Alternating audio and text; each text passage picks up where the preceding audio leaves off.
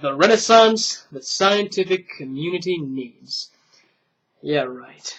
Lawley, if men like you had their way in the world, then the scientific community would experience a throwback to the Dark Ages.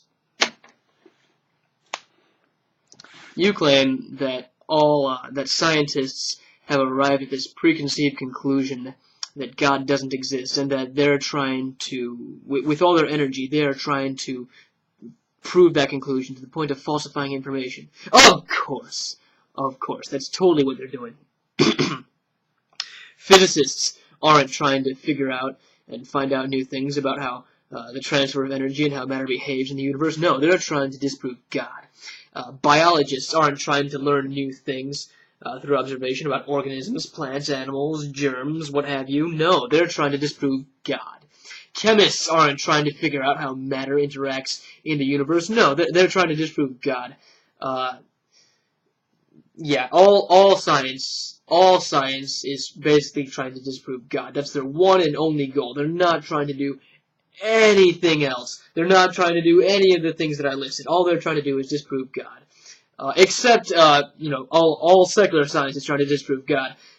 That's why it's corrupt. But all Christian science, all religious science, that's legit stuff right there. I mean, they take the evidence.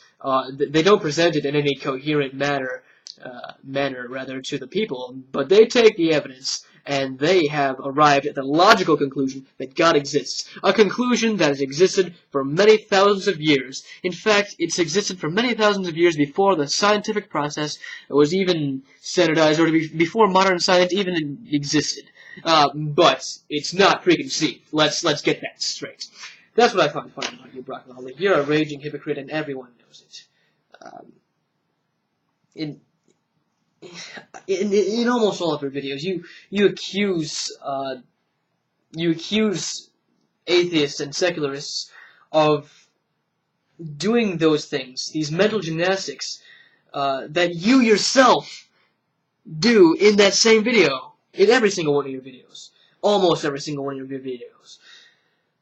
Now, touching Climategate, I know a lot of what I said may seem slightly weaker than it would have under other circumstances, but let's touch Climategate for a bit. I have made a video about Climategate. It was my last video, but it was kind of half-assed, so I guess this is like my take 2. That was my first response to Jesus Freaks, so yeah, disappointment there.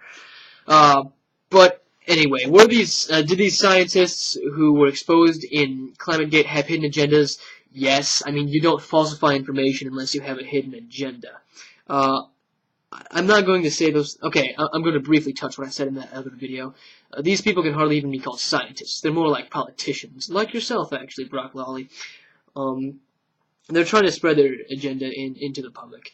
Yes, they falsified information, but I don't see where you draw the conclusion that or any of these other isolated incidents that you're saying completely invalidate the entire scientific community.